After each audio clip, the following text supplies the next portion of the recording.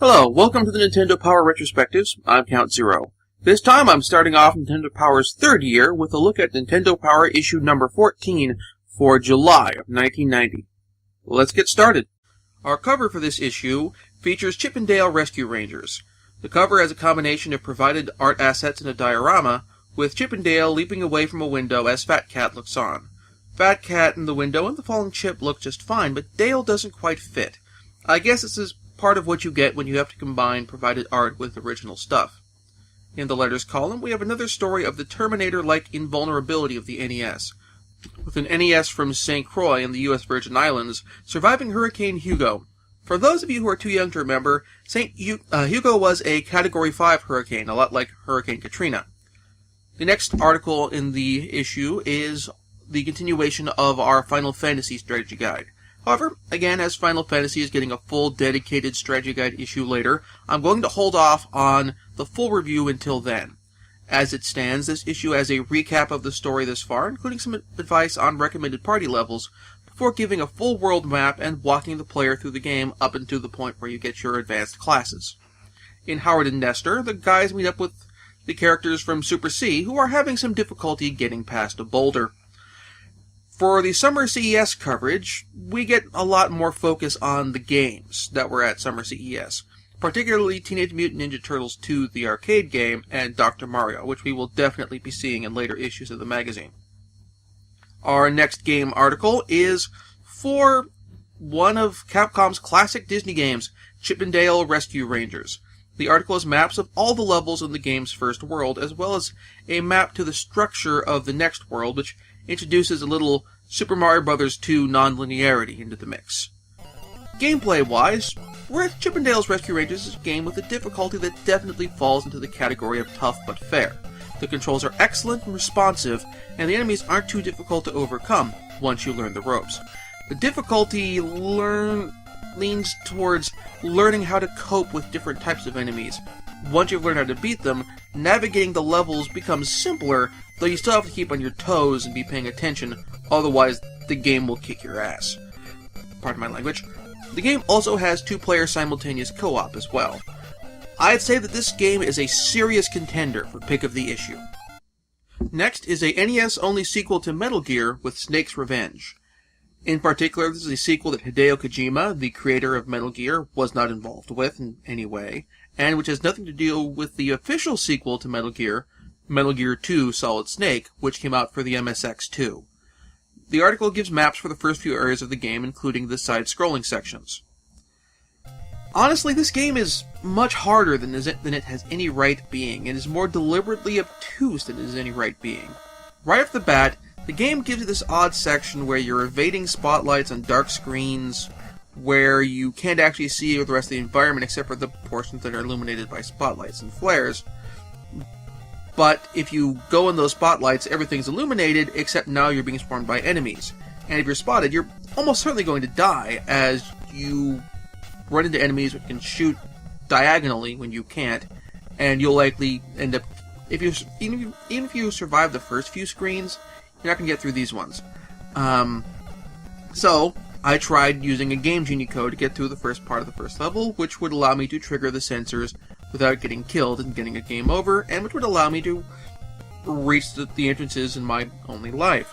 However, in order to make this work, you have to trigger an event to basically cause a cutscene where one of your teammates, you have teammates in this game, distracts a guard and gets captured so that you can get into the door of an area. I wasn't able to get this to trigger. I don't know if there's an issue with the Game Genie code causing a problem, or what. But in any case, if the game is requiring squad mates to trigger cutscene, it's a mess. It's a mess is what it is. The game is more complex to a certain extent than I think the NES is really capable of in terms of narrative stuff, like triggering cutscenes to get guards distracted and all this, that, and the other thing.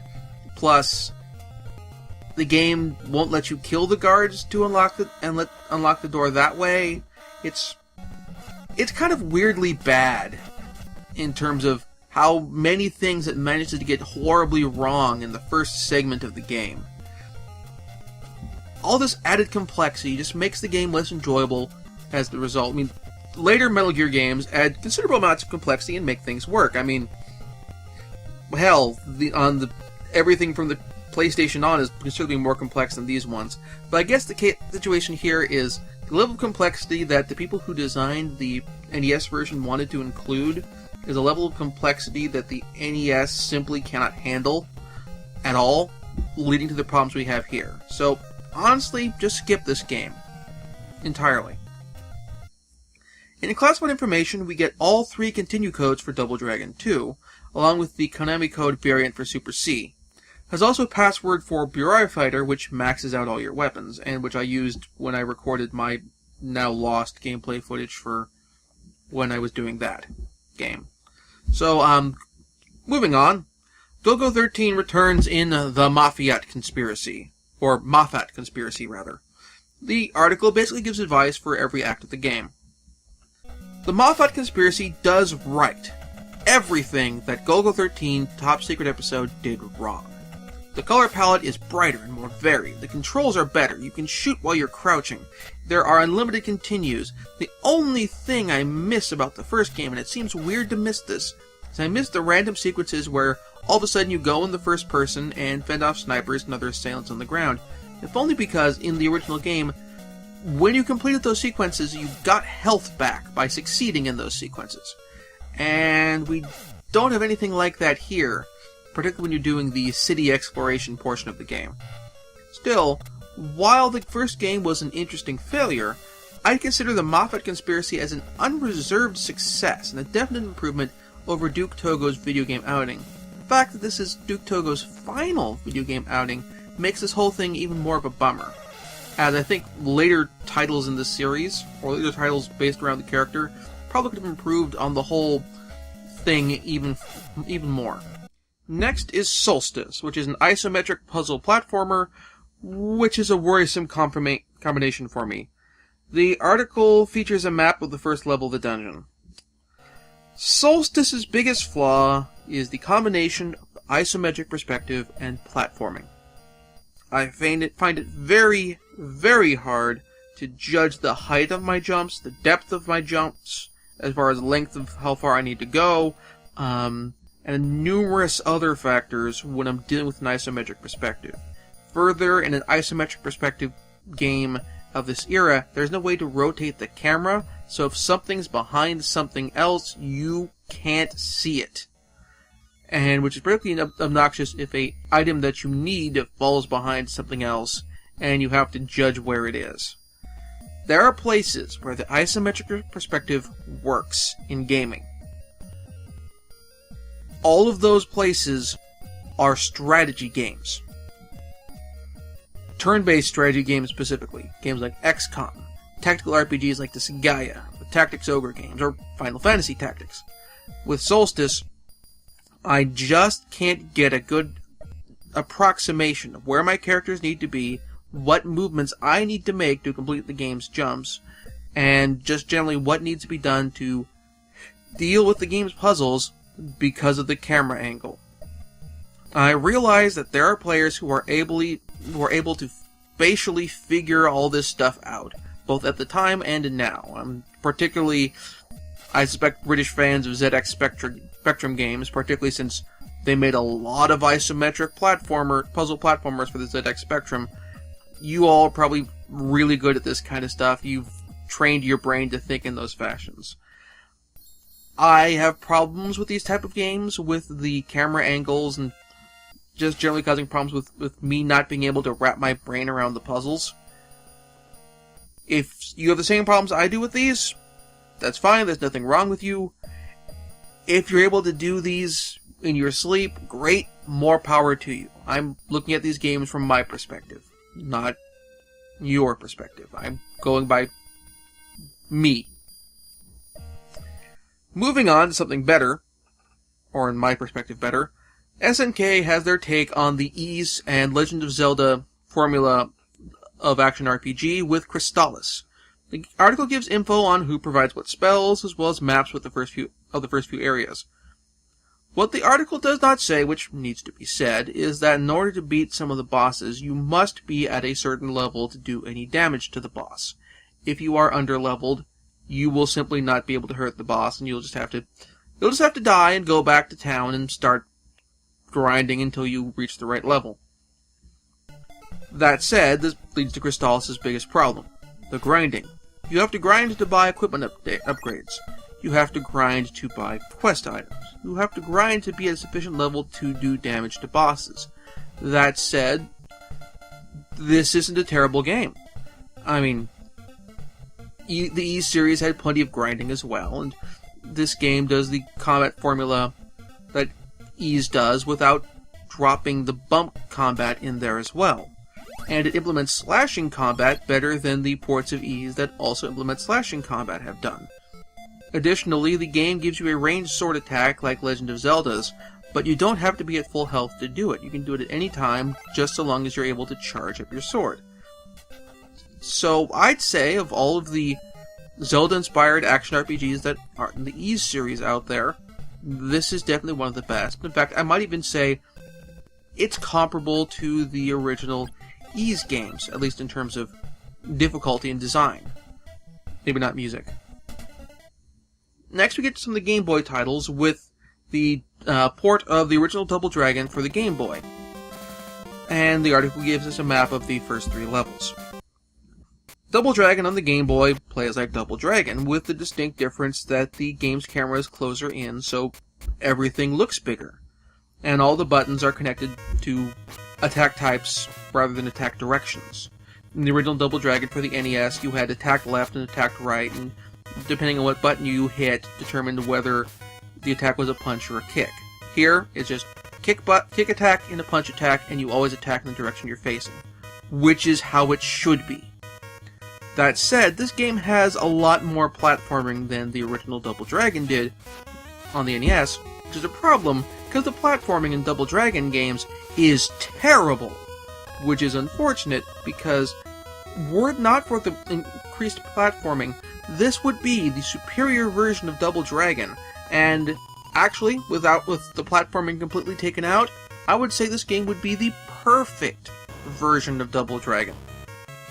Alas, it just had to settle for slightly better. Wizards & Warriors has received a more compact and streamlined release for the Game Boy in Wizards & Warriors Chapter X. I'm not sure what happened to the other 8 chapters. We get maps of the game's first stage. Wizards & Warriors X actually fixes a bunch of the problems with the NES version of the Wizards & Warriors games, though it still introduces some new problems of its own. The levels are smaller, though they have some space to explore. The attack animations are much, much better, and they actually feel effective, as opposed to the sort of flailing about that you get from the NES games. Also, the game lets you discern between attacking enemies or coming from straight ahead, attacking from above, and gives you different attack animations depending on how you want to do this. Unfortunately, Wizards & Warriors X still has some problems that make things less enjoyable. First, the game is guilty of one of my little pet peeves. The character is animated with a shield in hand that doesn't actually do anything. However, a greater sin is a change for the better done horribly wrong. When you die, you respawn exactly where you fell. Now, when you're fighting normal enemies, this is fine. This puts you right where you were, and it's actually really helpful with boss fights, in helping you get through those. But, if you miss a jump, instead of simply losing a life, you get an instant game over. I would have thought that the game developers would have figured out how to have a character respawn on the nearest piece of solid ground if they miss a jump, but that's just me. Still, Wizards & Warriors X is a definite improvement over the last few titles in the series, and it's a decent game, but it's not quite enough for me to recommend it. We then have previews of Final Fantasy Legend, The Amazing Spider-Man, Penguin Wars, and Dexterity, all for the Game Boy, along with Game Boy ports of Pipe Dream, Paperboy, Lock and Chase, and Wheel of Fortune. Next up is a preview of Castlevania 3, which gives a rundown of the 4 playable characters, your typical Belmont, plus 3 more who you can recruit later on. you can get throughout the game, in addition to a discussion of the password system, which uses a symbol-based password, along with entering a name to go with it. Speaking of games with multiple playable characters, we have a look at Maniac Mansion, which gives us a look at the complete cast of the game, both people who you can take in the mansion with you and who you will encounter inside the mansion. And we wrap up our multiple playable character trifecta with Mission Impossible, with info on each of the members of the IMF team, along with the gameplay, which appears to be modeled on the gameplay of Metal Gear, which fits really well into the concept of the show. In the top 30, the Arabian Nights-themed RPG The Magic of Scheherazade is on the list. In Counselor's Corner, we get 2 questions about the bosses in Batman. Notable titles in the New Games column for this issue are Spot, the first video game appearance of 7-Up's mascot character in a video game with an Othello clone, and Dungeon Magic, Sword of the Elements, a first-person dungeon crawler with some overworld exploration to it, like with Might and Magic. In video shorts, we have a look at Rad Racer 2 from Square, and Nextsoft's NES port of Wizardry, Proving Grounds of the Mad Overlord. We also have a look at Heavy Shreddin', which I think is the first snowboarding video game we've seen thus far. In the NES Journal, we get a tie-in article for the Maniac Mansion preview with a profile of Lucasfilm Games, which is later renamed to LucasArts. The article focuses on the business side of the company instead of the creative side, which sadly means that we have no interviews with Ron Gilbert, who worked on Maniac Mansion. We also have an article profiling some of the drivers who have lent their names to video games, specifically Ivan Iron Man Stewart, Al Unser Jr., Bill Elliott, and Michael Andretti. It's kind of nice since we haven't really had any celebrity profiles in a while, and I don't think we'll get any more in the foreseeable future. We also have a selection of images for a little photo journal piece on the 1990 Nintendo World Championships, including a really great look at the main stage. Capcom has several notable titles coming up, particularly Little Nemo, based on the film, which is in turn based on the very, very long-running comic strip. My pick of the week for this week is Chip 'n Dale Rescue Rangers for both my single-player and my multiplayer pick. Capcom made an excellent platformer, and one which I think has been somewhat underappreciated, especially in comparison to, well, DuckTales. Actually, I do kind of hope that Capcom and Disney do something that gives Chip 'n Dale's Rescue Rangers the same sort of graphical overhaul that DuckTales got earlier in... Okay, not earlier, but last year. And I'd love to play that at some point in the future. Next issue is the Ninja Gaiden 2 Strategy Guide. So the episode will be a little shorter and focusing entirely on one game. If you enjoyed this show and you'd like to know when the next episode comes out, please subscribe to my YouTube channel and give this video a thumbs up. Thank you very much for watching, and I'll see you next time.